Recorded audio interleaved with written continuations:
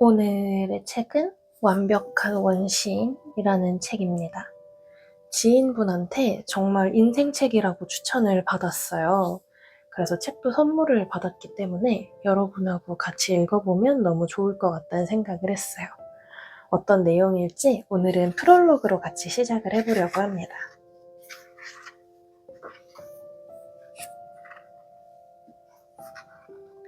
프롤로그, 동글에서 누른 첫 번째 버튼. 행복을 연구하던 사람이 가장 불행해지는 데는 4년이면 충분했다. 23세 철학과에 들어갔다. 행복이 뭔지 알고 싶어서 2년을 공부했다. 철학은 행복에 닿지 못했다. 25세 생각지도 않게 사업이 터졌다. 노란 스포츠카, 명석한 직원들, 영화 같은 삶. 이제 됐다고 생각했다. 철학책에서 찾지 못한 답을 통장 잔고에서 찾은 줄 알았다. 하지만 짧은 꿈이었다. 29살 가을, 국군 고양병원 연병장. 벤치에 앉아 하늘을 올려다본다. 늦은 나이에 군대에 와서 6개월간 난치병에 걸려 군병원에 누워있다니. 흐린 하늘, 바람이 불면 낙엽이 발끝으로 굴러온다. 10걸음만 걸어도 무릎에서 전기가 흐르고 고관절이 욱신거린다. 아침에 눈을 뜨면 허리가 굳어서 움직일 수 없다. 10분을 천장만 보며 버텨야 겨우 몸을 일으킬 수 있다. 강직성 척추염. 면역체계가 제 몸을 공격하는 병이다. 군의관이 담담하게 말했다. 시간이 지나면 더 나빠집니다. 어떤 분들은 평생 휠체어를 타기도 해요. 아직 초기 단계라 뼈가 휘지 않아 제대는 불가합니다. 군병원 화장실 거울 앞에 섰다. 짧은 머리, 툭 튀어나온 광대뼈, 허벅지에 있던 근육은 사라졌다. 체중계에 올라갔다. 평소 몸무게에서 16kg 빠져 있었다. 이게 나라고?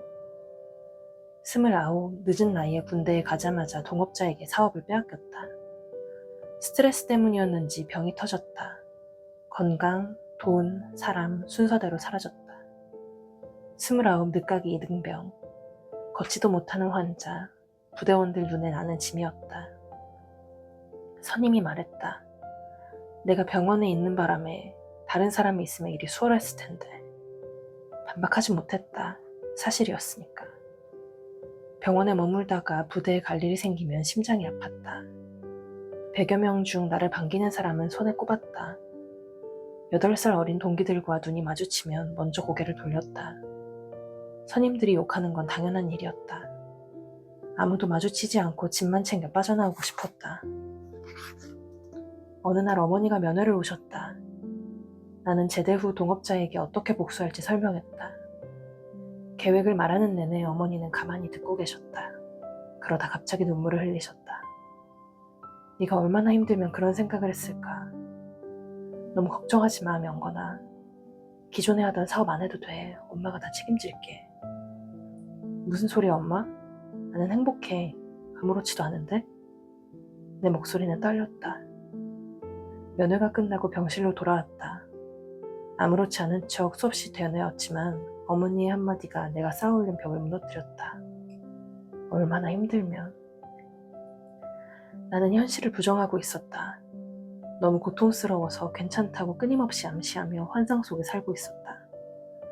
그날 밤 불을 끄고 천장을 봤다. 어둠 속에서 형광등의 잔상이 천장에 떠 있었다. 어머니의 얼굴이 떠올랐다. 나도 모르게 흐르던 눈물. 1시간이 지났는지 2시간이 지났는지 모르겠다. 그리고 결심했다. 혼자 중얼거렸다. 멍청하게 합리화하지 말고 힘듦을 직면하자. 그리고 살아보자. 다음날 아침 책을 들고 연병장으로 나갔다. 밖에 나가는 건 두려운 일이었다. 절뚝거리는 나 자신을 마주하는 건 어려운 일이었다. 조금만 걸어도 쉬어야 하는 몸. 그래서 줄곧 군병원 침대에만 있었다. 하지만 이제는 햇빛을 봐야겠다고 마음먹었다. 벤치에 앉아 책을 읽었다. 병실로 돌아와서도 읽었다. 군병원 도서관에서도 읽었다. 하루에 8시간을 매일 면회 오는 친구에게 중고서점에 들러 책을 사다 달라고 했다. 병실 한쪽에 50권 넘는 책이 쌓이기 시작했다. 현실 도피이자 마지막 희망이었다. 인생에서 위기가 올 때마다 나는 항상 책에서 영감을 받아 돌파구를 찾았다. 이번에도 기댈 곳은 책뿐이었다. 총균쇠를 읽다가 밤을 새웠다. 인류의 기원과 이동 과정이 눈앞에 펼쳐졌다. 이기적 유전자를 8년 만에 다시 펼쳤다. 우리는 유전자 운반자일 뿐이다. 욕망의 진화, 1Q84, 그리고 세계사와 건축과학, 뇌과학까지. 분야는 상관없었다. 항상 여러 분야를 함께 읽을 때 고민에 대한 답이 나왔다. 며칠이 지나고 이상한 점을 깨달았다. 전혀 다른 분야의 책들이 같은 곳을 가리키고 있었다. 생물학도, 신경과학도, 심리학도, 소설도. 철학책에서 못 찾은 답이 거기 있었다. 10만 년간 같은 방식으로 살았던 뇌가 불과 50년 만에 완전히 다른 세계에 던져졌다. 나는 어떻게 살고 있었나? 3개월간 형광등 아래 누워만 있었다. 움직이지 않았다. 음식을 편식했다. 사람을 피했다. 햇빛을 본 기억이 거의 없다.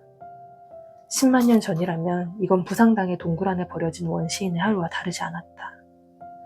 뇌가 우울과 무기력을 보내는 게 당연했다. 넌 지금 위험해. 움직이지 마. 에너지를 아껴. 뇌가 고장난 게 아니었다. 정상 작동할 조건 자체가 꺼져 있었다. 내가 불행하고 미래가 안 보였던 건 상황 때문이 아니었다. 불행해질 수밖에 없는 모든 조건을 내가 선택했을 뿐이었다. 버튼을 하나씩 누르기 시작했다. 아침마다 연병장으로 나갔다. 무릎이 옥신거려도 절뚝거리며 걸었다. 15분이라도 햇볕을 온몸에 받았다. 평생 편식만 하던 입으로 야채를 씹었다. 같은 병실의 환자와 눈을 마주치며 말을 건넸다. 밤이 되면 억지로라도 눈을 감았다. 며칠이 지났을까? 어느 아침 연병장을 걷는데 오묘한 기분이 들었다. 상황은 하나도 나아지지 않았다. 여전히 병상에 있었고 돈은 없었고 여전히 군대에서 완전히 낙오한 상태였다. 하지만 발걸음은 가벼웠다. 숨을 들이쉬는데 가슴이 넓어진 느낌이었다. 언제부턴가 좋은 날씨에도 어둡고 칙칙하게 느껴진 하늘이 맑아 보이기 시작했다. 공기는 차가웠지만 이전과 달리 견딜만 했다. 아니, 선선해졌다. 같은 연병장, 같은 계절, 같은 하늘인데 세상이 달라진 게 아니라 내 감각이 달라져 있었다. 희망이 생기자 생각이 돌아가기 시작했다. 내 병으로 제대를 하려면 증거가 필요했다. 병의 심각성을 아무도 모르니까 직접 알려야 했다. 인터넷을 뒤져 자료를 모으고 50페이지짜리 보고서를 썼다. 중대장님과 행보관님이 보고서를 읽고 심각성을 이해하셨다. 두 분의 도움으로 9개월 일찍 제대할 수 있었다. 군병원에 입원한 지 6개월 만이었다. 제대하는 날 난치병이라 불리는 이 병을 고치기로 마음먹었다. 나만의 연구는 이미 끝나 있었다. 약에만은 의존하지 않았다. 근육, 코어, 약, 이 세 가지가 핵심이라 생각했다. 다음 날부터 수영장으로 향했다. 아직 걷기가 힘드니까 물속에서 시작했다. 근육이 붙자 플랭크를 시작했다. 염증 수치를 낮추는 약을 먹으면서 버튼을 계속 눌렀다. 1년이 지났다. 한양대병원 류마티스 내과 앞. 대기실에 앉은 환자들은 조금씩 거동이 불편해 보였다. 나는 유일하게 바른 걸음은 거리로 진찰실에 들어섰다. 의사 선생님이 검사 결과지를 보더니 고개를 갸웃했다. 이상하네요. 염증 수치가 정상입니다. 이제 약 안 드셔도 되겠어요. 10년이 지났다. 10년 전처럼 천장을 보며 버텨야 하는 삶은 끝났다. 매일 아침 완벽한 컨디션이 느껴진다. 한강을 달린다.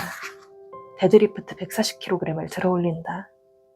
직원 80명 규모 회사를 운영하고 여행자는 한국에서 베스트셀러 1위를 차지했다. 하지만 더 이상 나에겐 중요하지 않다. 나는 오로지 버튼에만 집중한다. 하루 종일 잔잔하게 평화롭다. 특별한 일이 없어도 괜찮다. 우울하지 않다. 불안하지 않다. 무기력하지 않다. 그저 살아있는 게 좋다. 23에 찾아 헤맸던 그것. 통장 잔고에서 찾은 줄 알았던 그것.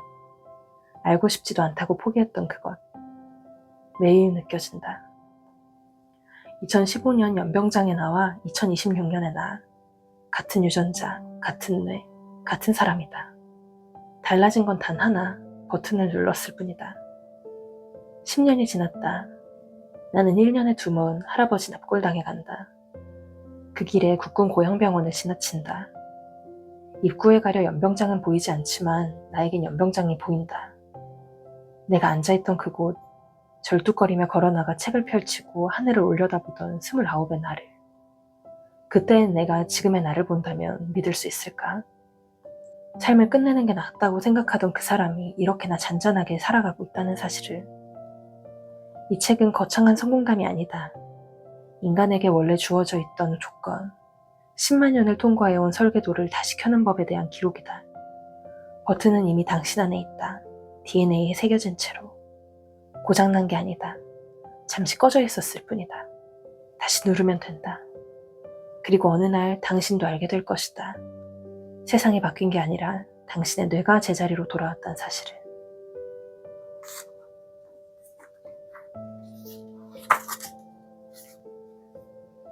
제 지인분이 정말 힘든 상황이실 때 이 책을 읽고 힘을 얻었다고 하셨어요.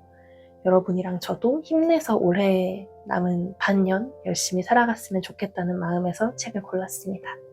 그러면 다음 시간에 다시 만나요. 안녕.